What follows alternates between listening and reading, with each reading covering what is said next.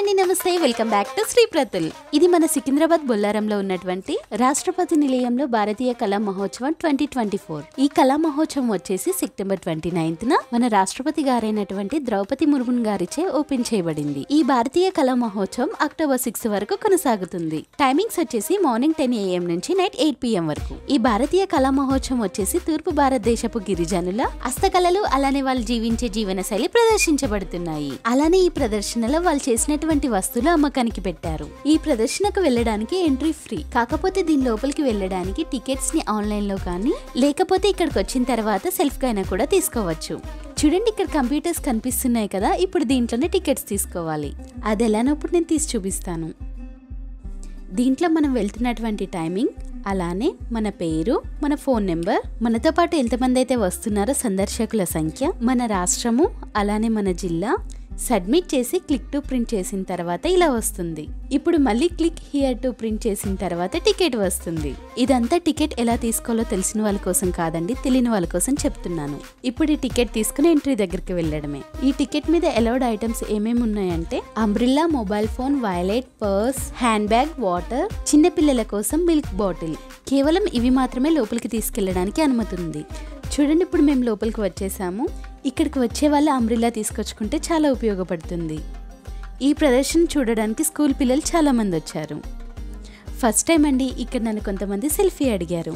నేను యూట్యూబర్నో లేకపోతే అందంగా ఉన్నానో కాదండి, మన కల్చర్కు తగ్గట్టు నేను శారీ కట్టుకుని వెళ్ళాను. అది నచ్చి వాళ్ళు నన్ను సెల్ఫీ అడిగారు. నేనైతే చాలా సంతోషంగా ఫీల్ అయ్యాను.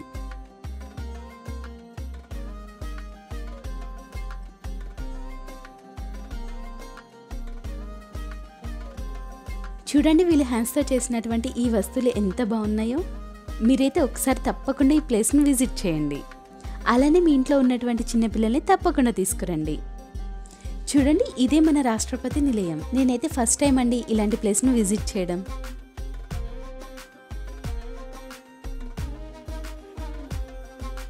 చూడండి, ఇలా స్టేట్స్ నేమ్స్ రాసున్న దగ్గర ఆ స్టేట్కి సంబంధించినటువంటి వస్తువులు ప్రదర్శించబడుతున్నాయి. అలానే మేము వెళ్ళిన రోజైతే ఎండ చాలా ఎక్కువగా ఉందండి.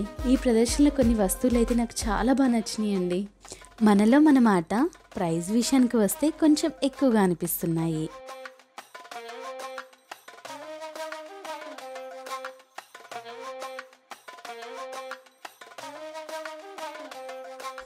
చూడండి, ఈ పూల సజ్జ ఎంత బాగుందో. కాకపోతే ప్రైజే 2000 ఉంది. వీళ్ళు చెప్పిన ధరకే తీసుకోవాలని ఏం లేదండి, కొంచెం బార్గెనింగ్ కూడా చేయొచ్చు. అక్కడక్కడ ఇలా చిన్నగా సెట్స్ వేశారు. ఇంతని అమౌంట్ పే చేసి ఇక్కడ ఫొటోస్ దిగచ్చు.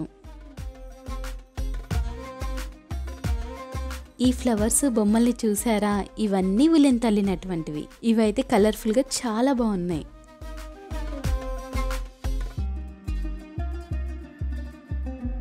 అలానే బ్యాంబో స్టిక్స్తో చేసినటువంటి వీటన్నిటిని చూడండి.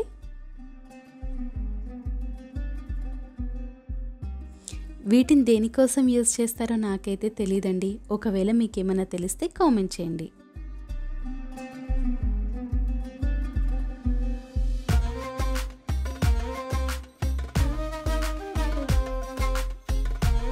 ఈ బొమ్మ ప్రైస్ వచ్చి 2000, కానీ మా వాడికి చిన్ని బొమ్మ నచ్చిందంట.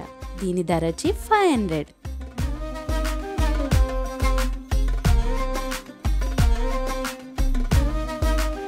చూడండి, ఈ నెక్ చైన్స్ వీటిని ఏ మెటీరియల్తో తయారు చేశారో కానీ ఇవన్నీ చాలా బ్రైట్గా ఉన్నాయి.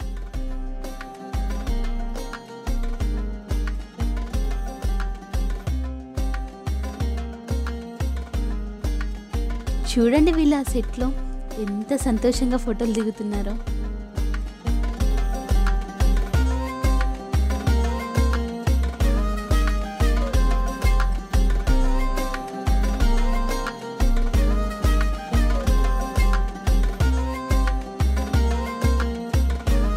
మేము ఇప్పుడు రాష్ట్రపతి భవన్ లోపల చూడడానికి వెళ్తున్నాము. లోపల వీడియో తీయడానికి అయితే అలౌ లేదు, అందుకే మళ్ళీ బయటకు వచ్చిన తర్వాత వీడియో స్టార్ట్ చేశాము.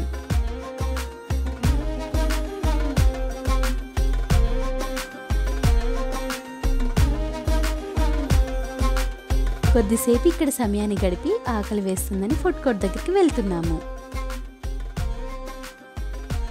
ఇప్పటి వరకు మనం ఏ స్టేట్స్ అయితే హ్యాండ్ క్రాఫ్ట్ చూసామో ఆ స్టేట్కి సంబంధించిన ఫుడ్స్ కూడా ఇక్కడ ఉన్నాయి. ఇక్కడ ఫుడ్ స్మెల్ చూస్తే మాకేం తినబుద్ధి కాలేదు. ఇక్కడ తెలంగాణ ఫుడ్ అని పెట్టారు, మేము వెళ్ళేసరికి ఫుడ్ అయిపోయింది, ఇంకేమీ తినకుండా బయటకు వచ్చేసాము. ఇక్కడ ఉన్నటువంటి చుట్టుపక్కల ఏరియా అయితే గ్రీనరీతో చాలా బాగుంది. కొద్దిసేపు సరదాగా గడిపి ఇంటికి వచ్చేసాము. మేము వెళ్ళిన ఈ అడ్రస్ మీకు కావాలనుకుంటే డిస్క్రిప్షన్ లో ఉంది, అక్కడికి వెళ్ళి చూడండి. మరో మంచి వీడియోతో మీ ముందుకు వస్తాను. అంతవరకు సెలవు.